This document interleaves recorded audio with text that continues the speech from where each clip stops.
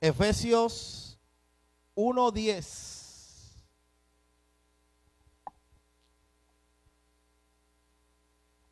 Efesios 1:10.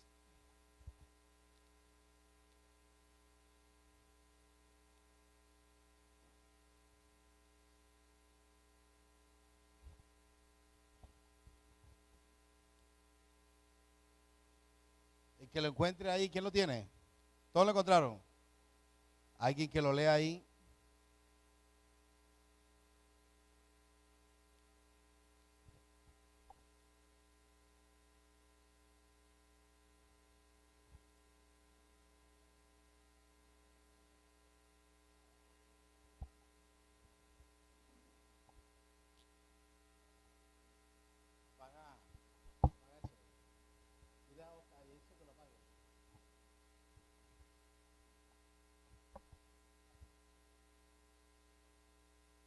Efesios 1:10. Dice Efesios 1:10. De reunir todas las cosas en Cristo en la dispensación del cumplimiento de los tiempos, así las que están en los cielos como los que están en la tierra. La dispensación de los tiempos, la dispensación viene del griego oikonio, que significa tiempo o administración. ¿Me está entendiendo? Tiempo o administración. En los tiempos, desde el comienzo de la Biblia, hay 7 tiempos bíblicos, que viene siendo el tiempo de la inocencia. La inocencia, que es el tiempo de Adán y Eva, cuando estaban en el huerto de Belén, la conciencia, después viene el gobierno de Dios, la promesa, la ley, la gracia, que es donde estamos ahora, y el milenio. Estos tiempos, cada uno de los tiempos, fue un tiempo donde Dios probó a su pueblo, le dio una ley y le dio ordenanza y le dijo al pueblo: hey, esta es tu ordenanza, cuídala. En el huerto del Edén vemos que Dios le dijo: hey, no comas de ese árbol, y pareciera que le hubieran dicho: coman. Y vemos que en todos los periodos Dios dejó leyes y estatutos. Amén. Entonces vamos a hablar de los periodos donde Dios impuso su disposición, su dispensación, que fueron 7. Y quiero hablarles de la inocencia, el periodo de la inocencia. Mire, todos estos periodos tuvieron un fundamento, y uno cree que estos periodos pasaron así. Adán y Eva la metieron en el huerto de Edén y a la semana pecaron. Eso no fue así. Pasaron miles de años.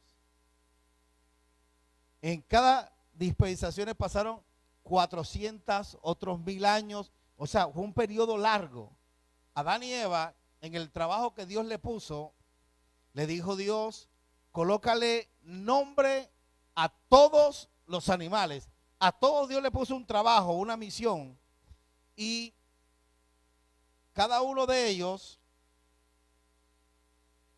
era para que mejoraran, o Dios darle confianza al hombre para que el hombre avanzara. ¿Qué sucede? Que en el huerto del Edén miramos que Adán y Eva tenían algo particular, que ellos tenían una confianza con Dios. Mire, tanto era la comunión con Dios, que dice la Biblia que Dios bajaba al huerto del Edén y decía: ¿dónde está Adán? Buscaba a Adán para hablar con Adán. ¿A cuánto le gusta que Dios lo busque para hablar? Él tenía lo que mucha gente quiere. Que, hey, Adán, mírame. Y Adán se sentaba a hablar con él, y él le dijo: Adán, tu trabajo es colocarle nombre a todos los animales. Imagínate, le dio una habilidad para empezar a colocarle los nombres. Y o sea que Adán, a los que volaban, Dios le dio la capacidad a Adán para poner el nombre a las aves, él tiene que volar. Para ponerle nombre a los animales que están bajo el agua, ¿qué crees tú que tenía que hacer él? Tenía que poder respirar bajo el agua. Imagínate tú, no que Adán se va a tirarse en el agua, hunde la cabeza, y no le va a alcanzar a poner nombre a ninguno. Él tenía la capacidad de moverse en el aire, moverse en el agua y moverse en la tierra. Recuerden que Jesús se elevaba. Jesús fue el segundo Adán. ¿Sí recuerdan eso? Jesús fue el segundo Adán. O sea que si Jesús fue el segundo, el primero hacía lo mismo que el segundo. Y recuerda que cuando Jesús resucitó, Jesús estaba en cuerpo glorificado y él atravesaba las paredes. Jesús le dijo a las mujeres cuando fueron a buscarlo al cementerio: aguántate ahí, no me toquen. ¿Qué iba a hacer? ¿Por qué no quería que lo tocaran? Sin miedo, ¿quién? Tenía que presentarse delante del Padre. Eso fue antes de que se le aparecieran los apóstoles. O sea que él cogió, pegó el vuelo de la tierra, llegó al tercer cielo y regresó. O sea, había una habilidad especial en Jesús. Y en el primero y el segundo Adán. Y este Adán, uno podía imaginarse como Superman. ¿Ah? Y el primer Adán, que era Adán y Eva, Dios le dio y le dijo: tú eres diferente a los demás. Dios le mostró y lo hizo un ser pensante. Recuerde que él había hecho los animales y después lo hizo a él. Y después dijo: no es bueno que el hombre esté solo, y le hizo ayuda idónea. Le sacó de la costilla, le sacó y hizo la mujer. Y él dijo: llenen la tierra, multiplíquense. Ahí cuando le sacó la costilla y hizo la mujer, automáticamente Dios instituyó el matrimonio. En ese periodo de la inocencia, ellos no conocían lo malo. Ellos no lo conocían. Ellos nunca habían oído una mentira. Nunca.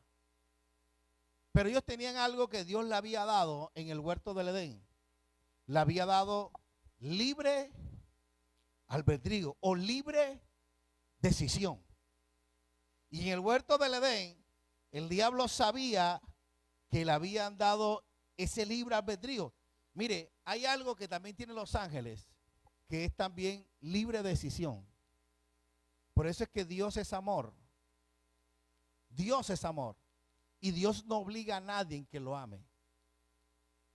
Todo el que ama a Dios lo ama voluntariamente. Aún los ángeles lo adoran voluntariamente. Por eso fue que cuando el diablo se levantó, se rebeló contra la humanidad, contra Dios, se rebeló.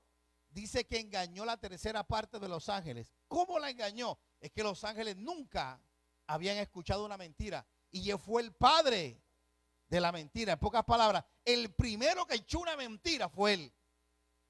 Y él cogió a los ángeles, imagínate. Ellos nunca habían oído una mentira y le dice a un ángel: tú no sabes que Dios es malo. Y como ellos nunca habían escuchado una mentira, dice: sí. O sea, fue como algo que le reventó la cabeza.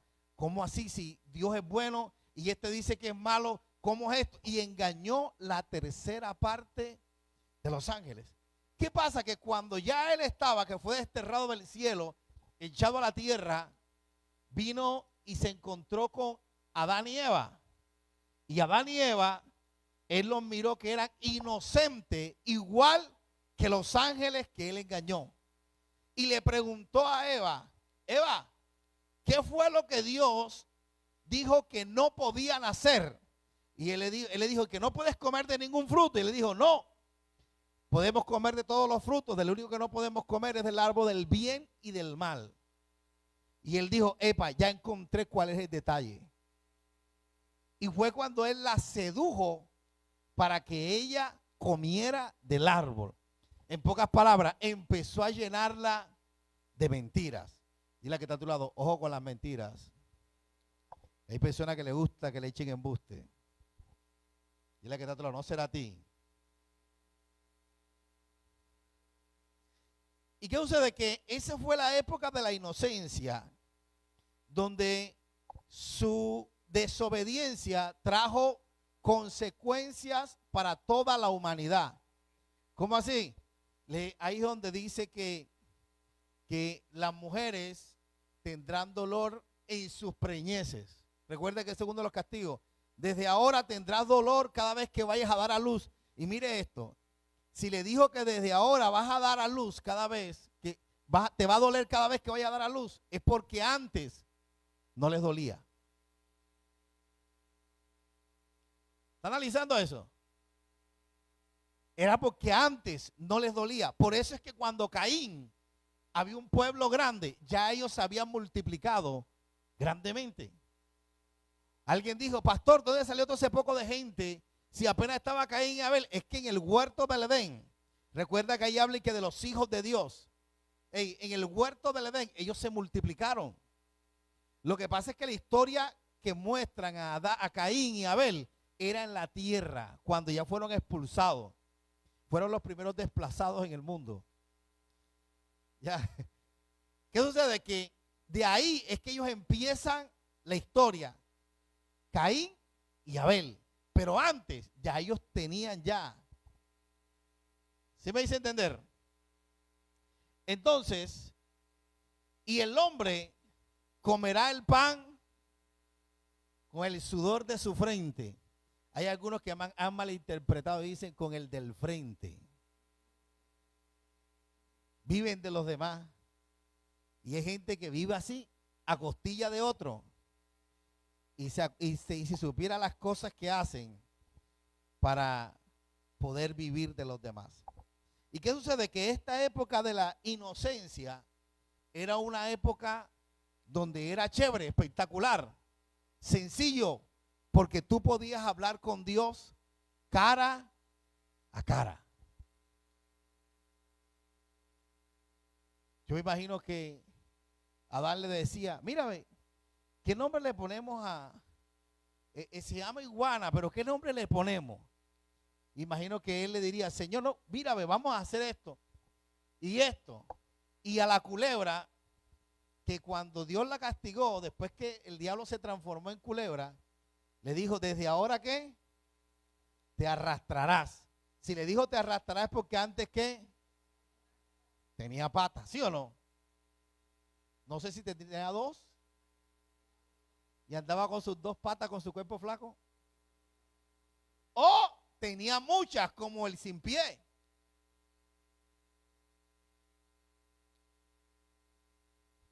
¿Y qué sucede? Que al pasar esta dispensación de la inocencia, pasaron cuando ya ellos comieron del fruto y pecaron. ¿Qué pasó cuando ellos comieron del fruto? ¿Ah? Ya ellos empezaron a saber lo bueno y lo malo. O sea que pasaron de la época de la inocencia a la época de la conciencia. O sea que ya eran conscientes de todo. Y el pecado, mire esto. Y esa maldición de pecado ha pasado de generación en generación. Yo te hago una pregunta. ¿Cómo sabe un niño pequeño, echar mentiras? Tumbó un florero, ¡pa! Y le preguntas tú al niño, oye, ¿tú fuiste el que partiste eso? No. Busca a quién echarle la culpa. Si está el gato, el perro, hasta un muñeco le echa la culpa. Fue él. ¿Quién lo enseñó a él a echar mentiras? Eso viene, la naturaleza de pecado viene adherida desde allá. en la desobediencia. Y Dios quiso en la inocencia crear un pueblo inocente que solo lo adorara a Él. Después vino la conciencia y Dios dijo, vamos a sacarlos de vuelto del Edén, pero vamos a, en su conciencia, que ellos me sirvan, ya saben qué es lo bueno y lo malo. Ahora, ellos sabiendo lo bueno y lo malo, los voy a enseñar que me sirvan, conociendo lo bueno y lo malo, para ver si el hombre es capaz, sabiendo que es malo, rechazar lo malo y seguirme a mí. Imagínate, Dios dijo, voy a dejarlos para que ellos me sirvan. Estaba Caín y Abel. Y dice que les tocó dar frutos, llevar su fruto. Uno era a granjero y el otro era pastor de ovejas. Y les tocaba a los dos hacer sacrificio. Dios, ojo, Dios había estipulado que era sacrificio de un cordero. ¿Cuándo lo estipuló Dios? El día que cuando Adán y Eva se encontraron desnudos. ¿Sí recuerda que ellos dijeron, se taparon con una hoja? Hey, ¿qué? Señor, estamos escondidos porque estamos desnudos. ¿Quién te enseñó que estabas desnudo? Y Dios los cubrió con pieles. O sea que el día que los cubrió con pieles, Él hizo un sacrificio por sus pecados y con la piel los cubrió. Y Dios había estipulado que tenía que ser con sacrificio para honrar a Dios. Y eso lo sabía Caín y Abel. Pero recuerda que la Biblia dice en Génesis que Caín se llenó de envidia. Se llenó de envidia hacia su hermano Abel. Y dice que Abel sacrificó un cordero y Caín fue las mejores frutas. No es como dice que llevó las frutas más viejas, no. Él llevó las mejores, pero Dios no quería las mejores frutas. Dios quería era un cordero. Pero por estar peleado con envidia con su hermano, no negoció, porque él podía decirle a su hermano, mi hermano, aquí tiene 10 patillas, 10 auyamas, vamos a cambiarla. Por estar con el orgullo, dile que está a tu lado, el orgullo prefirió mejor entrar de desobediencia. Y Dios recibió el sacrificio de Abel, mas no le gustó el de Caín. Dile que está a tu lado, el orgullo a veces es terrible. Por el orgullo, mucha gente hasta se va para el infierno. Mira que está tu lado, tú serás orgulloso.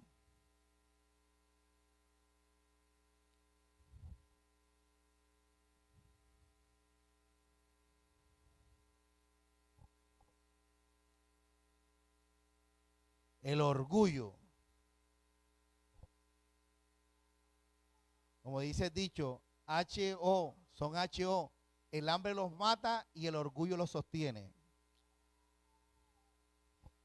¿Qué pasa? Que en la conciencia, después vino Caín y mató a su hermano Abel. En la conciencia empezó el pueblo a degenerarse. Tanto que subió esa maldad ante los ojos de Dios. Los dos que se permanecieron en ese tiempo puros fue Enoc y Noé. Enoc era un hombre que tenía una comunión con Dios fuerte. Y Noé fue el que hizo el barco, ¿recuerdan? ¿Qué sucede? Que después de la conciencia, Dios sacó otro tiempo, es el tercer tiempo. Primero fue la inocencia. Segundo fue la conciencia. El tercero fue el gobierno humano. El gobierno humano fue cuando Dios vio que había desastre. Y Dios dijo, hey, hay que crear un nuevo tiempo para darle una nueva pauta y darle una nueva comunión a Dios, al hombre. Y cogió y instauró el gobierno humano que comienza desde Noé. Dile que está a tu lado, desde Noé. En Noé, Dios le dio su regla y le dijo, construye el barco de esta manera, con las medidas. Y de ahí se reunió toda la familia de Noé y fue salva. De ahí comienza la dispensación del gobierno humano. ¿Qué sucede? Que en ese gobierno humano, Dios le dijo a Noé, llena la tierra. Le dio un mandato claro, llena la tierra. Y el hombre fue y hizo el trabajo. Empezó a llenarla, su hijo le vio la desnudez, se fue en maldición. Y ese es otro estudio que pasó con Can, de dónde salió esa maldición. Es un estudio bien bravo que después se los voy a dárselo. Y de ahí salió el gobierno humano, que fue donde empezó el hombre a tener autoridad sobre el hombre. Ahí fue donde se levantó Nimrod. ¿Han oído hablar de Nimrod? Nimrod fue el primer poderoso sobre la tierra. El primer hombre que tuvo poder fue Nimrod. La mamá de Nimrod se llamaba Semirámides. Semirámides, cuando nació Nimrod, ya ella lo consagró y dijo, este va a ser el hombre más poderoso. Y se mandó a hacer una estatua de ella con Nimrod cargado, o sea, de brazos. De ahí es donde viene la imagen de la Virgen del Carmen, la Virgen María. O sea, ahí tenía que la diosa, primero comenzó con la diosa Diana, y eso ha venido de ese tiempo hasta ahora. No crea que la historia de la Virgen ha venido desde, no, eso ha venido desde antes de Moisés. Y ha venido cambiando de nombre hasta ahora. Eso es como uno dice, no, que en la Biblia habla del dios Baal. ¿Cuánto han oído hablar de Baal? Y uno dice, no, Baal, ese tipo ya pasó. Todavía hay gente que adora a Baal. Y mucha gente lo adora inconscientemente. ¿Cómo así, pastor? Antes, los que no, cuando no éramos cristianos, adorábamos a Baal. ¿Cuántos fueron, un ejemplo claro, cuántos se echaron las capaditas para Barranquilla, para allá para el carnaval de Barranquilla? No, ninguno, todos son santos. Es más, aquí para Bando,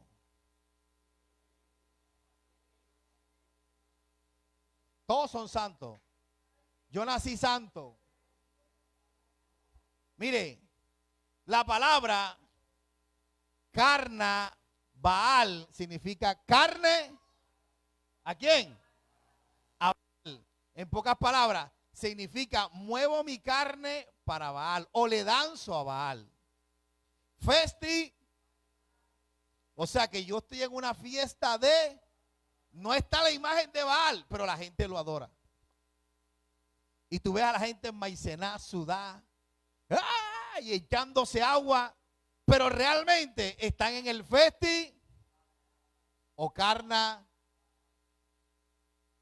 Y eso no es de ahora, eso viene desde 3.000, 4.000, 5.000 años atrás. Y ha cambiado y eso ha llegado hasta ahora. Eso, como estuve leyendo una vez se engaña. Tú miras la foto, la imagen de Jesucristo. ¿Cuántos adoraban a la imagen de Jesucristo antes? Yo lo hacía.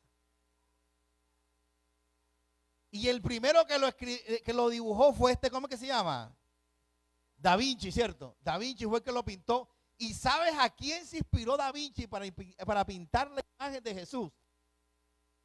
Ey, busca la historia. A su amante. Porque el tipo era homosexual. Búscalo en Google e investígalo.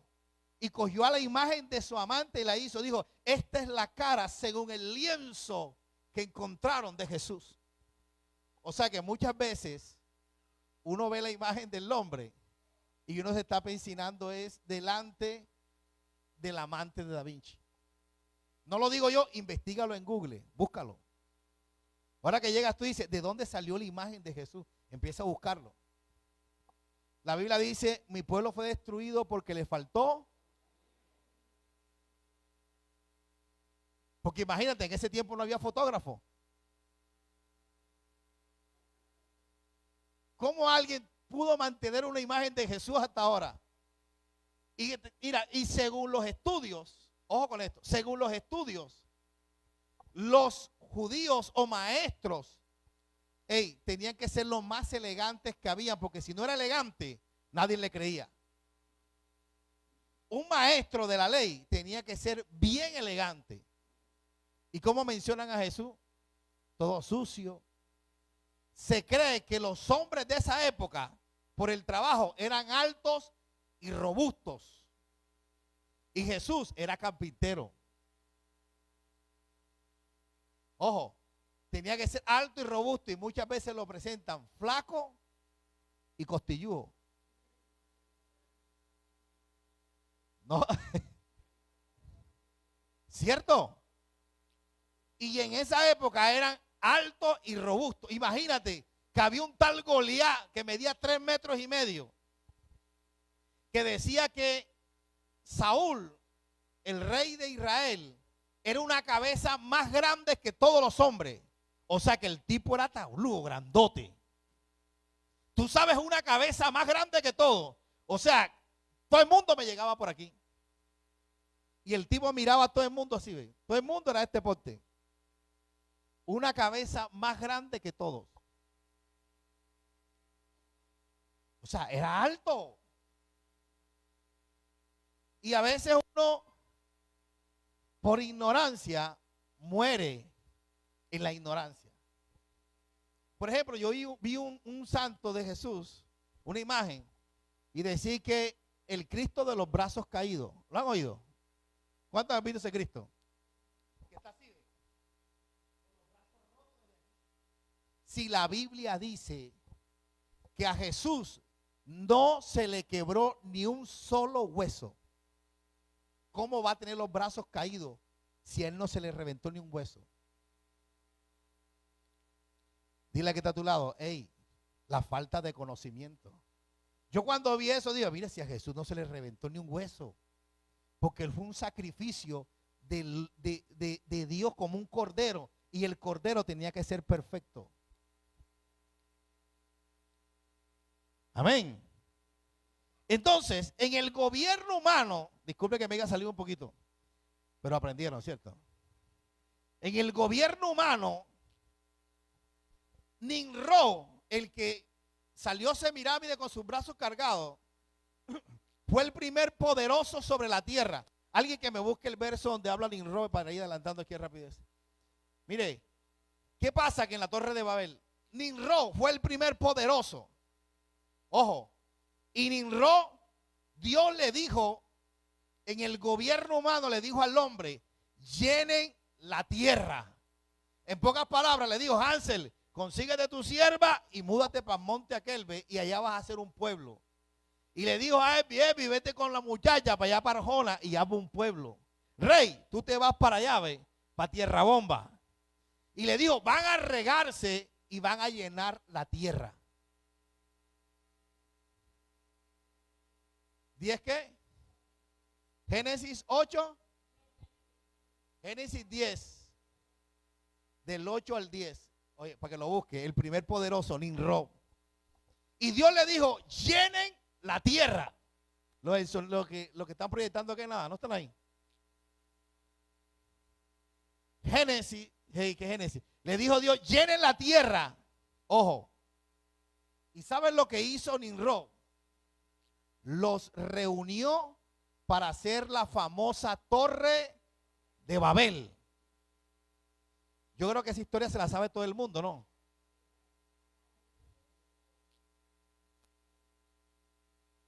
Él estaba.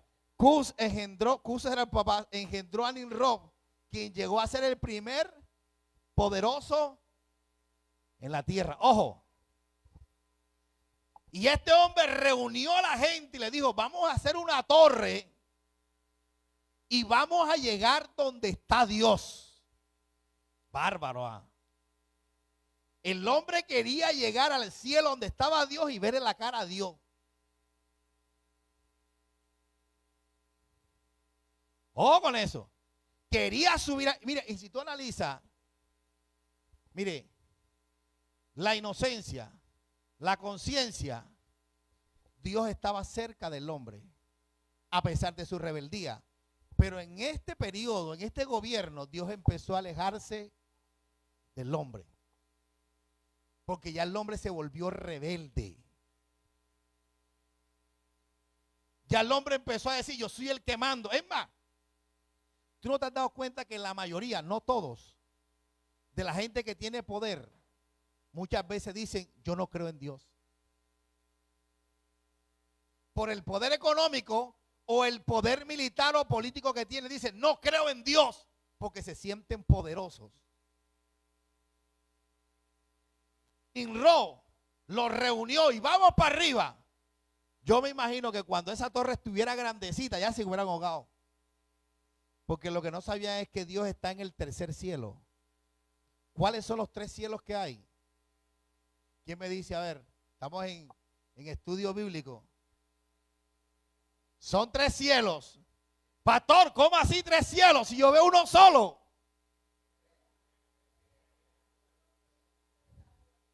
Ahora, yo se lo voy a explicar aquí para que lo entiendan mejor. Ojo, 3 cielos. Primer cielo es el que uno ve. Tú ves las nubes, aquí dices, hey, aquí el azulito. Segundo cielo, donde están las estrellas y los planetas. Y el tercer cielo es donde está Dios. Bíblicamente, Pablo dice, yo fui al tercer cielo. Dios lo llevó en una visión, dijo él, no sé si fue en la carne o en el espíritu o en visión, pero fui al tercer cielo. ¿Y qué sucede? Que ellos al llegar nada más arriba, ya hubieran empezado a caer como mosca. Pero ¿saben lo que le dio rabia a Dios? Es que Dios le dijo a ellos, llenen la tierra. Y ellos se reunieron, fue para ver la cara a Dios allá arriba. Y Dios dijo, ah, sí. Y cogió y dijo, les confundió las lenguas. O sea que estaban 2 aquí. Ey, vamos a poner el tornillo y de repente salía hablando uno en chino. Y el otro salía hablando en español. ¿Qué? No, que. Y veía que el otro hablaba en chino y se pegó con el otro. Y el otro hablando árabe y se empezaron a unir con su mismo idioma. Y se separaron de esa manera porque decían, yo no le entiendo a él, él tampoco me entiende. Y cada uno fue buscando su lugar. Y fue tan grande la llenura que una vez yo vi en History Channel cómo llegó el hombre a América. Porque no crea que Dios dijo, ay, vamos a llevar al hombre a América. Agárralo ahí y ponlo acá. No. El hombre se vino caminando de allá hasta acá. Y mostraron que de tiempo en tiempo hay un lugar que, ¿cómo es que se llama? Que se llenaba de hielo. Y una explicación ahí y el hombre logró atravesar. Y, ojo con esto. El hombre se llenó de rebeldía en el gobierno humano. Y este gobierno humano comenzó en Noé y terminó en otro periodo que fue el periodo de la promesa. Génesis 12:1. ¿Qué dice Génesis 12:1?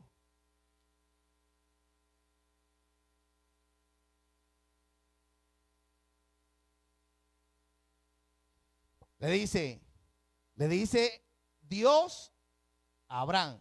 Después le voy a hacer un estudio de dónde viene la palabra Jehová, ¿oyeron? Todo eso se los voy a explicar. Pero Jehová había dicho a Abraham, vete de tu tierra y de tu qué. Y de la casa a la tierra, dile a que está a tu lado, la promesa. Dios le dijo a Abraham, le dio una promesa, sal de tu tierra. Él vivía en un terreno que se llamaba Ur de los Caldeos. Los papás de Abraham eran escultores de imágenes. En pocas palabras, ellos lo que hacían los santos, las imágenes para que la gente lo adorara a Baal, a la diosa Diana, hacían todas esas imágenes. La gente vivía bien. Y Dios le dice a Abraham, sal de tu tierra a la tierra que te voy a mostrar. Y salió. Yo te digo una cosa. Yo no sé, Abraham, porque si yo estoy en mi casa y yo oigo una voz que me dice, sal que te voy a mostrar una tierra, yo digo, ¿cómo? Estoy volviéndome loco. Él nunca había oído hablar a Dios. Y Abraham salió. Salió porque Dios le prometió, ve a la tierra que yo te voy a dar.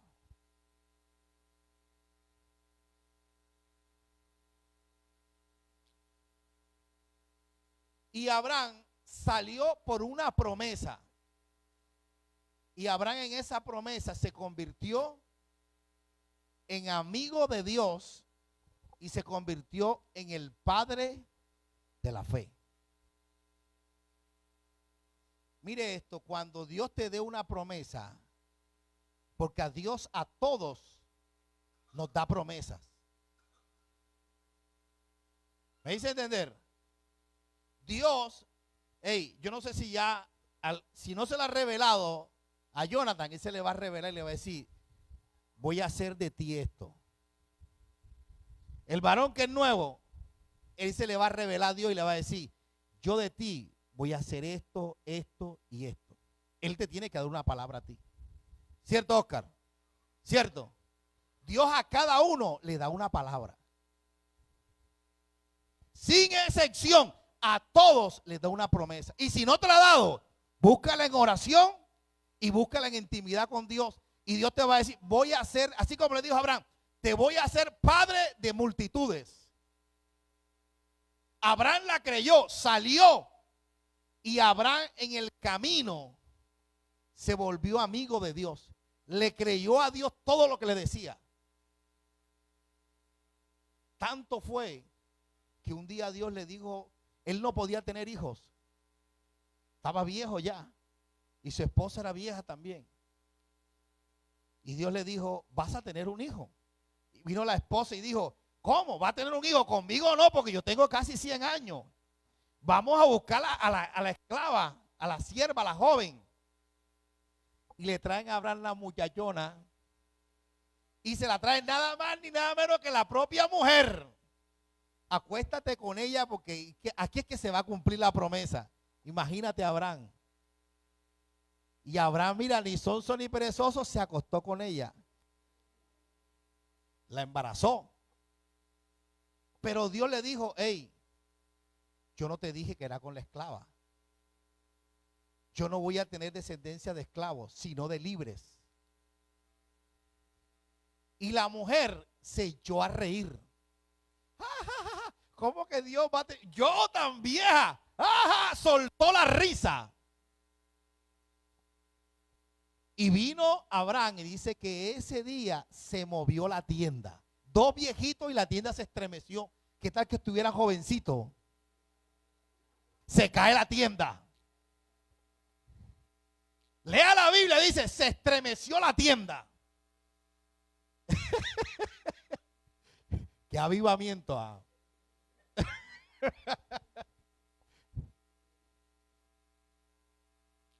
Gloria a Dios por esa tienda. ¿Y qué sucede? Que de ahí salió, ¿cómo se llama el hijo? Isaac. ¿Qué significa qué? Risa, porque la mamá se echó a reír. Y de esos dos, el de la esclava, ¿cómo es que se llamaba? Ismael.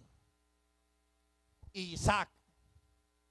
Por eso es que actualmente los palestinos, los países árabes, dicen, ellos salieron de Ismael, los países árabes. Todos los palestinos, toda esa gente salieron de allá. Son primos o son hermanos. Salieron de él. Y la promesa era para Abraham, para Isaac. Y cuando este Ismael le dijo Dios, tú vivirás por la espada. En pocas palabras, por la guerra. ¿Y cómo viven esos países? Todos los días, tú ves a cada rato de que lanzaron tantos misiles para Israel. Brum, y ven Israel los bombardeó otra vez. Brum. ¿Y cómo vive esa gente bajo los túneles? Yo miraba así, decía, atraviesan la ciudad de punta a punta bajo la tierra. Yo decía, esta gente son más bravos que los topos. Corren bajo la tierra, se mueven bajo la tierra. Tienen, oficina, tienen todo bajo la tierra. Bárbaro, ¿no? Y esta gente vive por la espada. Y ellos siempre han querido la tierra de Israel porque dice, Ismael era el mayor. Y legítimamente al mayor le toca lo mejor, según la Biblia. Pero como Dios dijo, no es de la esclava, sino de la libre, el mayor viene siendo Isaac. Y los países árabes son muchos y más grandes y mucho más gente y no pueden contra Israel.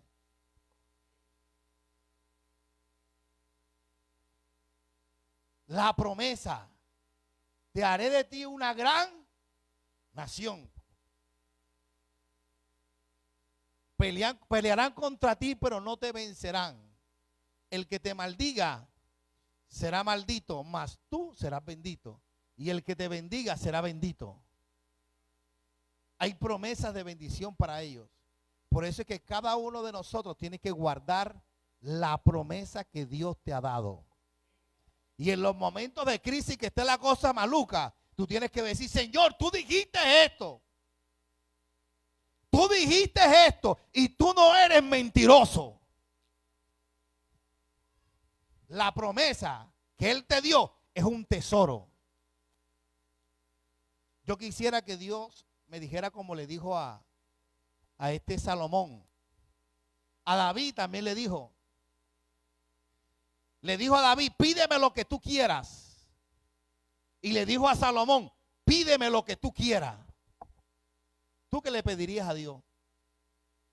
Dios quiere una moto. Con la gasolina tan cara la terminas vendiendo.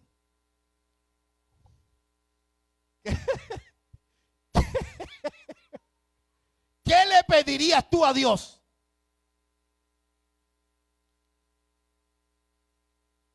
Si Dios me dice a mí, pídeme una cosa, yo te la daré. Yo le diría, Señor, espérate ahí.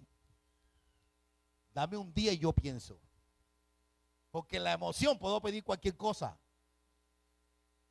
Si me dice, ¿qué quieres? Dame 2 horas, 5 horas. Y yo voy a tirarle cabeza qué es lo que voy a pedir. ¿Y sabes lo que pidió David? David pidió, no quites de mí tu santo espíritu. Salomón pidió sabiduría. Tanta fue la sabiduría que tuvo, que después al final se fue tras los dioses de sus mujeres, porque tuvo 1000 mujeres. ¿Ah?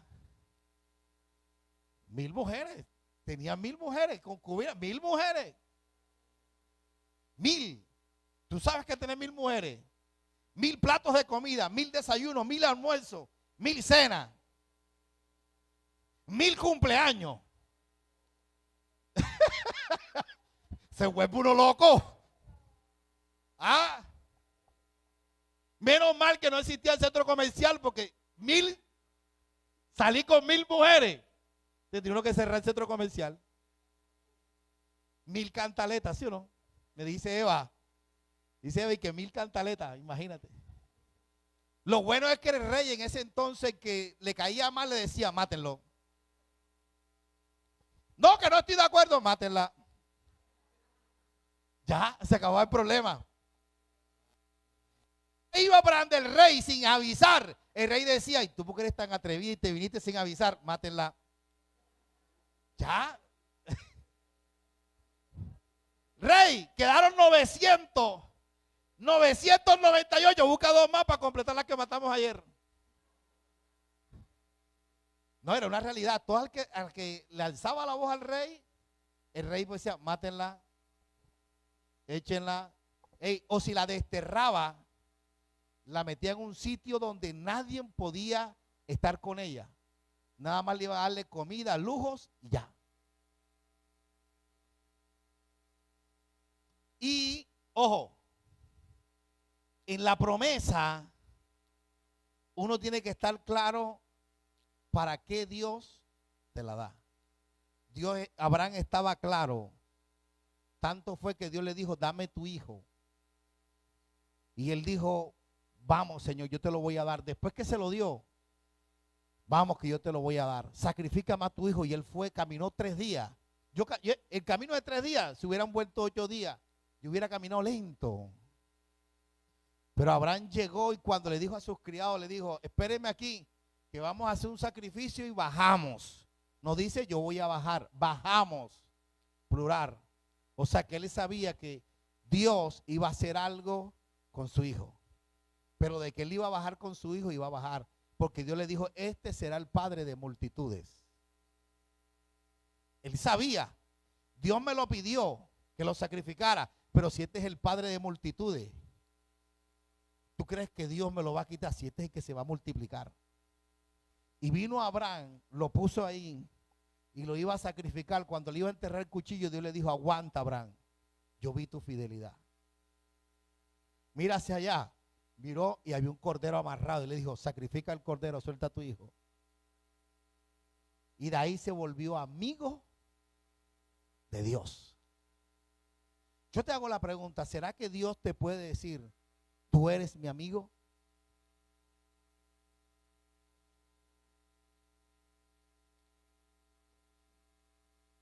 ¿Será que Dios puede decir, tú eres mi amigo? ¿Será que en los momentos difíciles tú reniegas o no reniegas?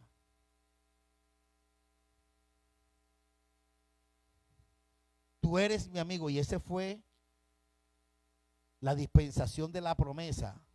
Esa fue la 4ª dispensación. Y después de ahí empezaron a aparecer. Fue cuando empezó a pasar la promesa. Después apareció Moisés. Llevaron al pueblo de Israel esclavo. Apareció Moisés, que fue le echaron en una cuestión y fue salvado por la hermana de Faraón. Fue criado en el palacio. Y Dios lo escogió para traer a través de él la ley. Y viene la dispensación de la ley.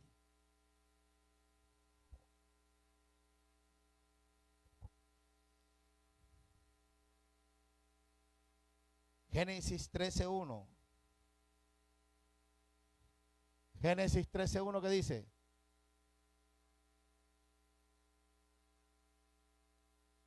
Nada, ¿qué pasó? ¿Se durmió el hombre?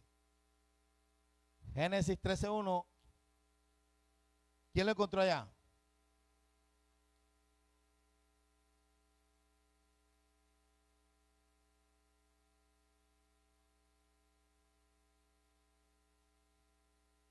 Y subió pues Abraham de Egipto hacia Negüén, y él y su mujer con todo lo que tenían y con él Lot. Vamos a leer también Éxodo 19, no, vamos a leer Lucas 16:16.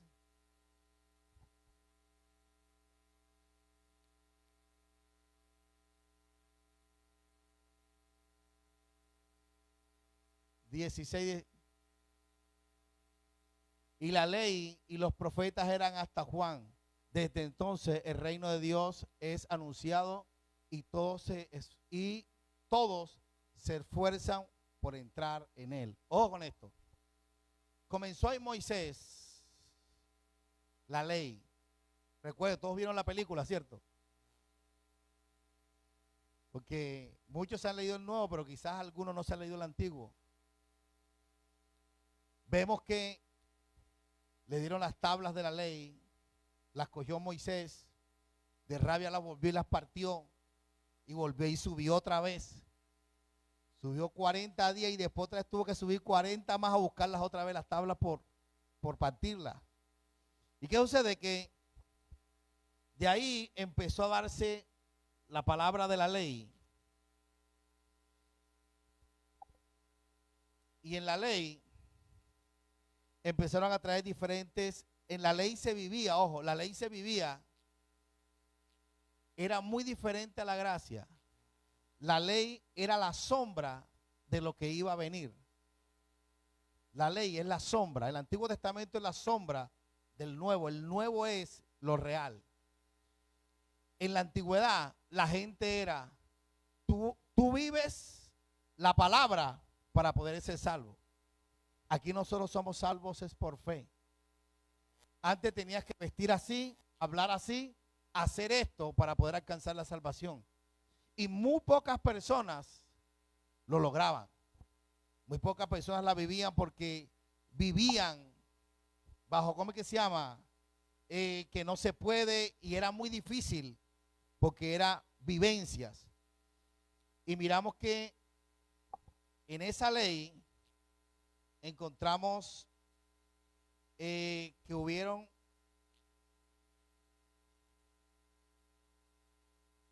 jueces, en la ley hubieron jueces, hubieron reyes, primero hubieron jueces, hubieron 15 jueces en la ley, 15 jueces, y después pidieron a Dios no jueces, sino pidieron rey, que fue cuando salió Saúl, después salió David, después Salomón, y ahí sucesivamente. ¿Qué sucede? Que de ahí, de la ley, saltamos a la gracia. ¿Cuál es la gracia? Dile que está a tu lado, la gracia es donde estamos viviendo ahora. Estamos en el tiempo de la gracia, que es el sexto tiempo, que es el tiempo de la gracia o la dispensación de la gracia. Mire, en esta dispensación de la gracia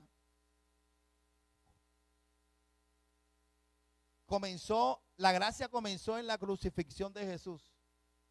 Cuando Jesús murió y resucitó, comenzamos la dispensación de la gracia o el tiempo del Espíritu Santo. ¿Sabes cuál es la diferencia de antes de la ley y de la gracia?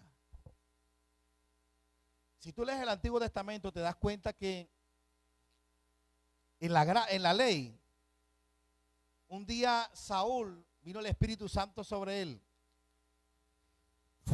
Descendió sobre Hansel o sobre Saúl, profetizó y salió. Vino sobre David, descendió sobre él, mató a Goliat, salió.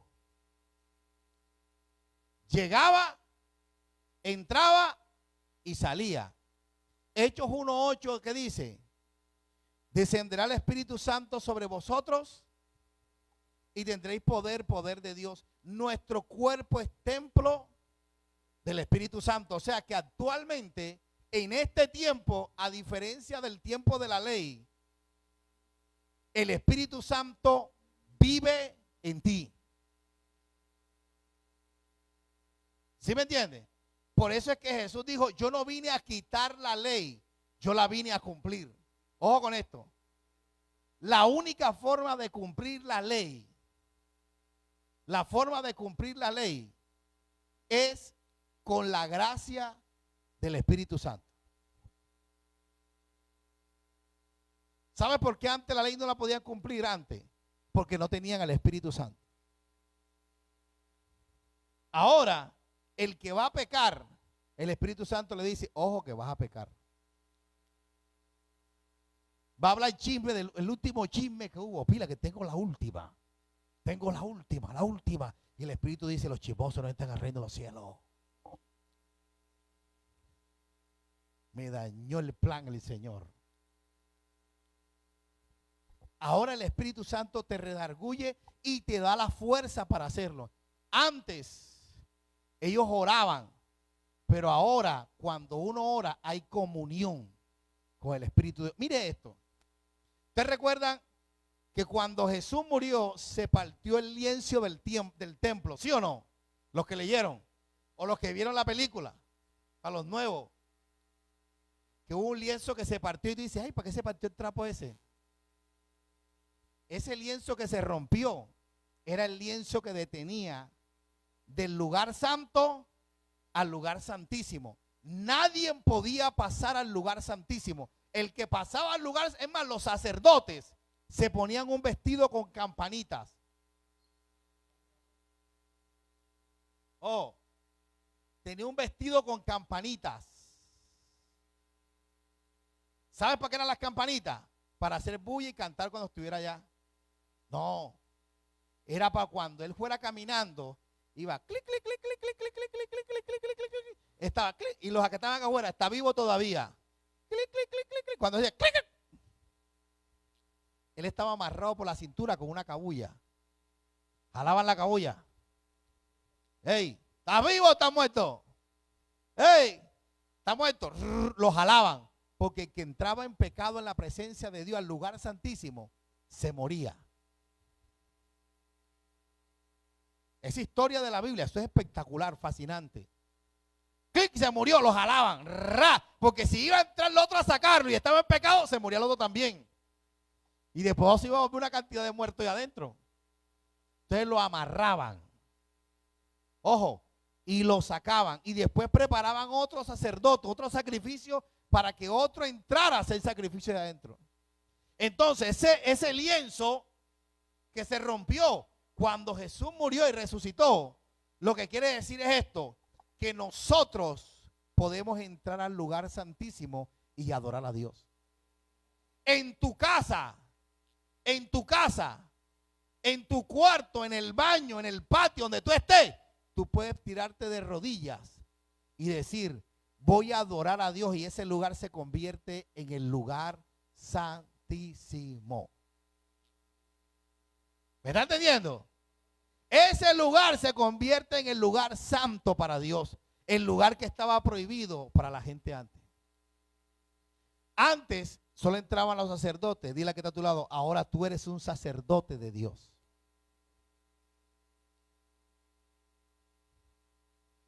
Ahora en la gracia podemos hacer eso.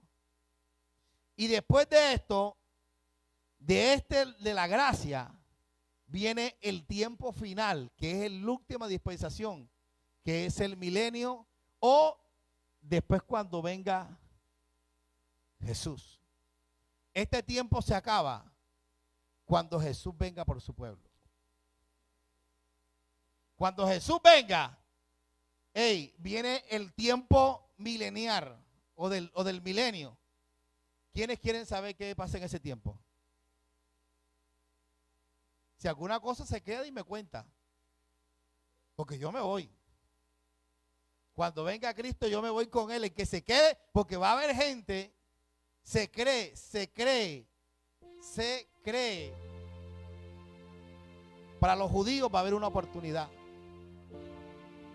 Pero se cree que de pronto para los gentiles puede haber también una oportunidad.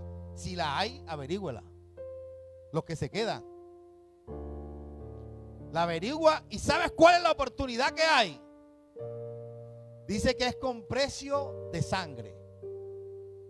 O sea que a muchos que se queden y que logren que no se marquen con el sello de la bestia, con los 3.6, que yo creo que no va a ser 3.6, eso va a ser como que algún chip que le van a poner, es lo que se dice, que nadie va a poder comprar y vender, o sea que va a ser un chip que va a estar en la mano derecha o en la frente. O sea que van a ver como un lector que lo van a coger, clic, y te va a decir nombre, cédula y todo. ¿Cuánto has visto eso que lo están poniendo en muchos países de Europa? En Chile lo estaban implantando también. Están practicando ya con los chips eso en diferentes partes, en diferentes países.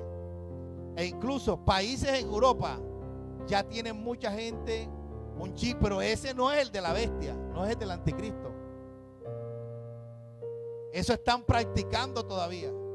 Para mí, ojo, para mí, la dichosa pandemia, si no fue para mí, eso fue como especie de una práctica. ¿Para qué? Para ver cómo mover las masas. Porque ahora no han cerrado. Si ahorita salió en el noticiero, hoy salió en el noticiero que había no sé cuántos infectados con COVID, pero ya no cierran. Eso era como una práctica para ver cómo mover las masas, cómo mover las multitudes. Y la idea cuál es que el anticristo se va a montar. El anticristo tiene que ser judío, pero antes tiene que construir el templo. Según oí por ahí en un documental que estuve oyendo, que ya tienen los materiales para construir el templo. O sea que eso lo construyen en menos de un año, eso está listo. O sea, en el momento que ellos quieran construirlo. Tiene que aparecer el arca del pacto. Se cree que el arca del pacto estaba escondida debajo donde enterraron a Jesús. De crucificaron a Jesús, es la cuestión. Que lo crucificaron y la sangre bajó por el madero y llegó allá abajo. ¿Qué sucede? Que el fin está más cerca de lo que uno se imagina. Ya Jesús está pronto por venir a su iglesia. ¿A cuánto han oído que dicen, Cristo viene, Cristo viene? Yo oigo gente que dice, de que está diciendo que viene y no viene nada. Pero ya está cerca. Y como estamos en los últimos tiempos, mucha gente, tú no ves que ahora como hay la gente dando mal testimonio.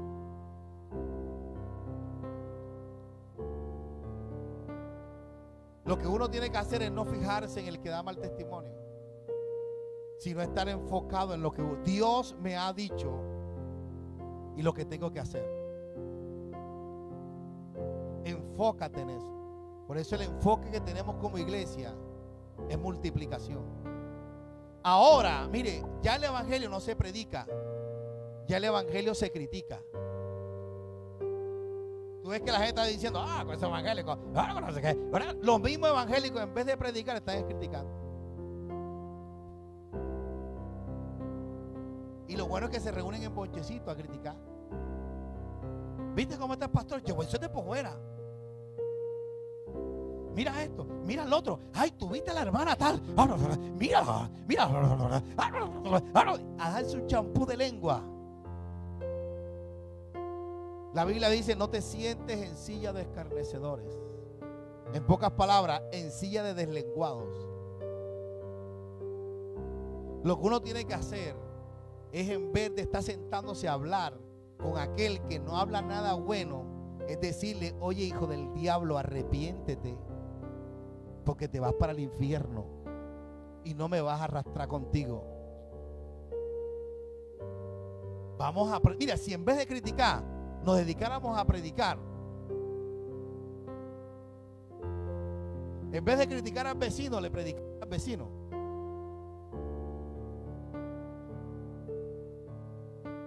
Mira, que yo no le creo a él. Mira, cállese la boca.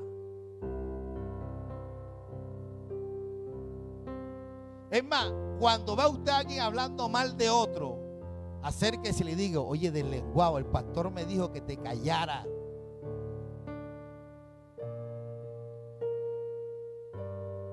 Así es sencillo. Porque nos hemos dedicado a ser jueces en vez de ser ganadores de almas. Cuando uno tiene el Espíritu Santo te redarguye. Cuando yo voy a hablar algo que va a estar de más en mi boca, el Señor me dice, ojo con lo que vas a hablar. Y enseguida cierro la boca. Pero hay gente que no tiene freno. Eso entre más fresco le da, más fresco. y se ponen un patón de eso, un ventilador eso en la boca para coger más fresco.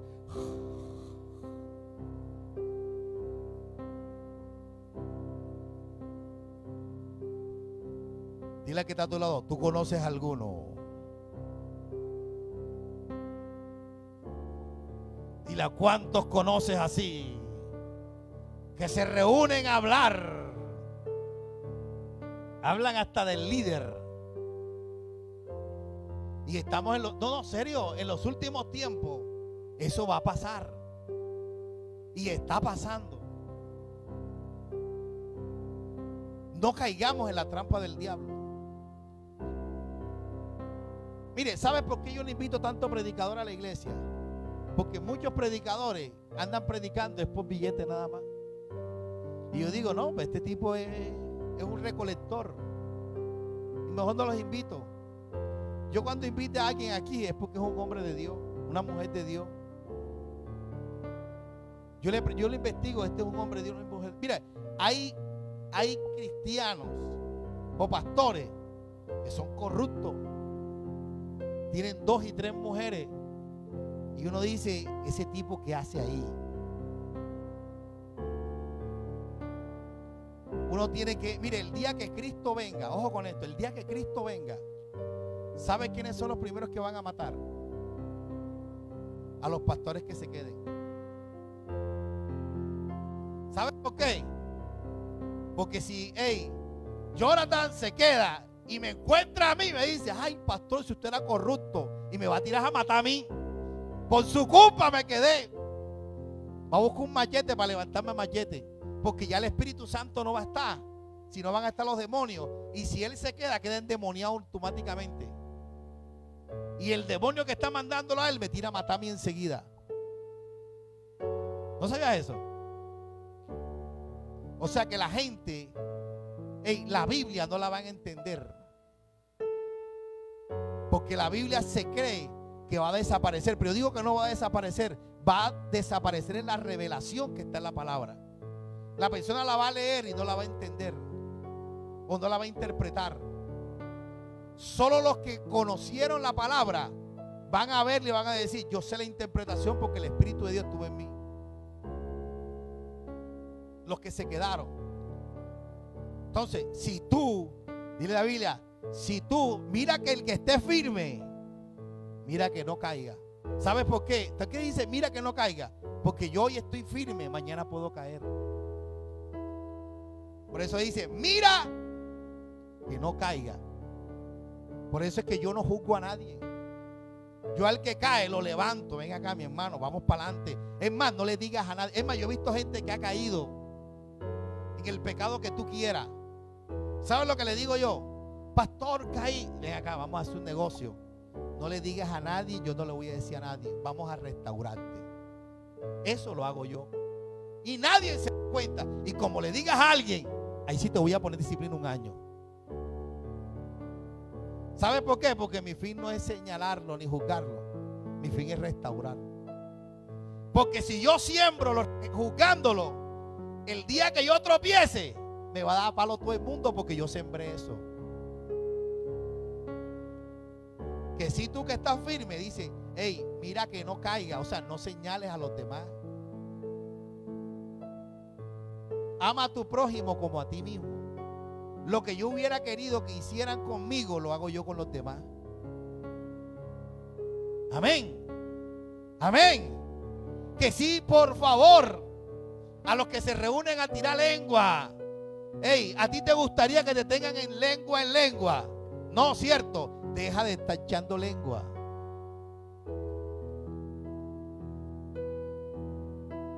¿O no es? Ay, que el hermano tiene un dolor en la pierna. Eso es que está en pecado. ¿Quién dijo que el dolor en la pierna es por el pecado? Ay, está en crisis, no tiene comida. Ese juicio de Dios. ¿Quién dijo eso? Hasta los más santos pasan hambre. Hasta los más santos se enferman. Entonces deje de inventar cuentos. Hubo un tipo que estaba ciego y Jesús lo sanó y le preguntaron a los discípulos. El tipo era ciego de nacimiento, o sea, nació ciego. Y los discípulos le preguntaron: Señor, ¿quién pecó? ¿Él o su familia? Yo como Jesús le pego una cacheta a ese discípulo. O sea, analiza la pregunta: ¿quién pecó, él o su familia? Si él fue ciego de nacimiento, o sea, pecó antes de nacer. Analiza eso. Ciego, dice la Biblia, ciego de nacimiento. Y le pregunta al discípulo: ¿quién pecó él para que quedara ciego? Si fue de nacimiento.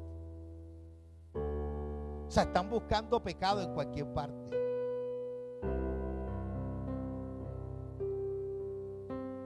Cada quien es culpable de las decisiones que toma. Pastor, es que mi marido me levanta a trompar. La decisión que tomaste de meterte con él. ¿Es o no es? Pastor, es que tu decisión. Tienes que pagar tus consecuencias. Y cada quien tiene derecho a cometer errores y a restaurar o cambiar sus errores. Que si estás en un error o estás enredado, tienes tiempo de cambiar las cosas. Amén. Dale un fuerte aplauso al Señor.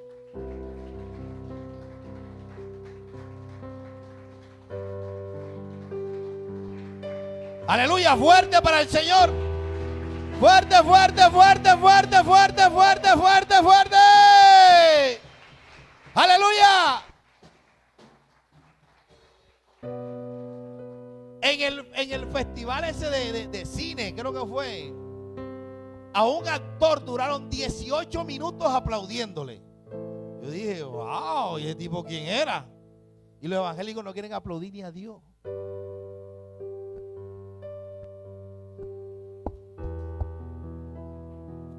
Ese aplauso yo sé que le gustó a Dios, sé que le dieron ahora, porque sé que muchos lo dieron de corazón.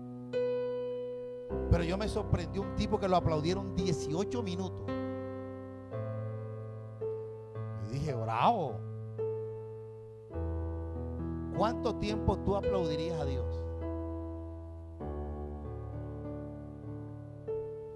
Ponte de pie un minutico, que ya es tarde. Voy a hacer una oración breve.